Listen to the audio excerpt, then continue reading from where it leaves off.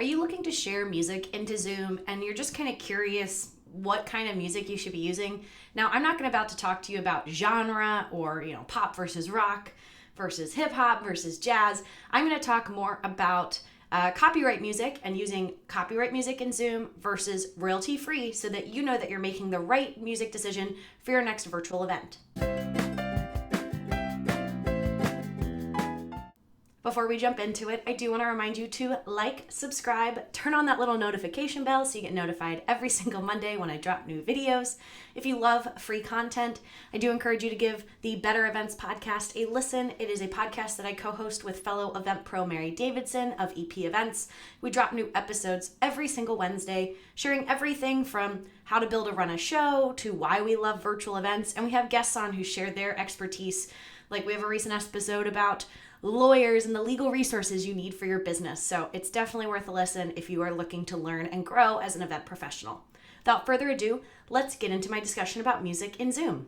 So before I break down exactly what kind of music you need to think about with your event, I do want to caveat that I have a whole other video that I'm going to link to above and down in the notes here in the video that tells you exactly how to share background music in Zoom. I'm going to do another video that I'll be posting shortly that kind of breaks down exactly the key difference. But if you watch the video below, it will show you exactly how to share music. But I'm going to walk you through this question of what kind of music to share into your Zoom event. Again, this could be actually, I should say, a virtual event, a webinar, a workshop, even a meeting, anything that you think you might be recording and using for something else. It's just really helpful to think about what kind of music you're going to play into Zoom before you actually do it. Because unless you're a video editor, it can be really hard to undo this.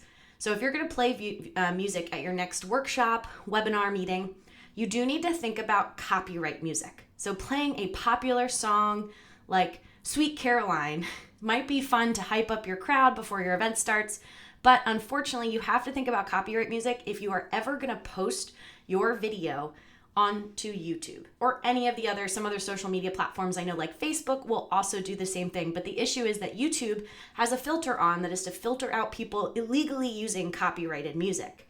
And so what their policy usually, as of right now, the taping of this in 2022, it will actually automatically just mute not just the song, but your entire video. And I know a lot of fitness instructors that I either worked with or went to their classes virtually had a lot of this happening to them at the start of the pandemic when we all went virtual, but it is something that still applies today. So my constant advice, if you are someone who is going to be either live streaming your event to YouTube directly in YouTube, or even at a private link on YouTube, or you're thinking about posting your recording for your workshop, your event, whatever it is, onto YouTube or using it to be hosted there, please use royalty-free music. And what do I mean by royalty-free? It's not copyrighted. My favorite that I'll link to below is just YouTube actually has its own royalty-free music library, which is a great tool, especially if you don't have budget to pay for music or you're concerned about this. This is music that YouTube has already flagged. They know is royalty-free. It's been created by people purely for royalty-free purposes. So you can go and you can actually either stream or download those files. And so I actually have 2 royalty-free playlists that I have on hand at any time in case I have a client who doesn't know what kind of music they want to play, and maybe they don't even know where they want to post their video afterward.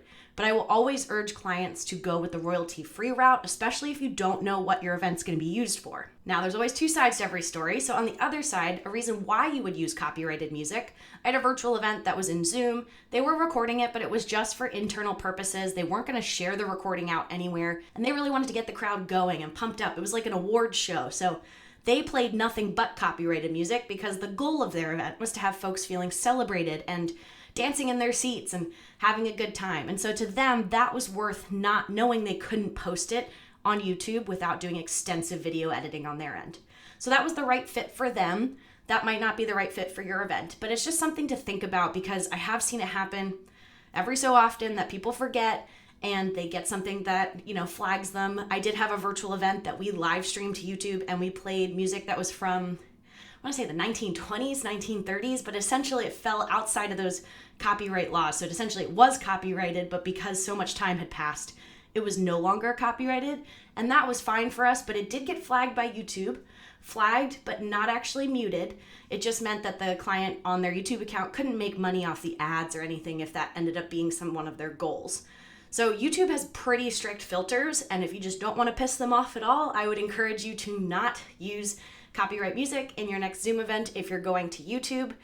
Now, if you're going to Vimeo or another live streaming platform, they all have their own rights and issues and things like that. But like Vimeo is a little more forgiving than YouTube, but more people use YouTube for search than they do on Vimeo. So again, positives and negatives. But hopefully this answers your question about whether or not you should use copyrighted music in your next Zoom event, webinar, or meeting, especially if you're thinking about posting it to YouTube. And that brings me to the end of this week's video. I'm Logan Clements, freelance event producer, and this has been another installment of my favorite tips and tricks when it comes to event planning and running your own business. What questions do you have about Zoom? What would you like to see me do in my next video? Please feel free to drop it here in the comments below. I try to get back to as many of you as I possibly can, especially if you have specific questions that I can help you out with. Thanks so much for joining me, and I'll see you in my next video. Bye.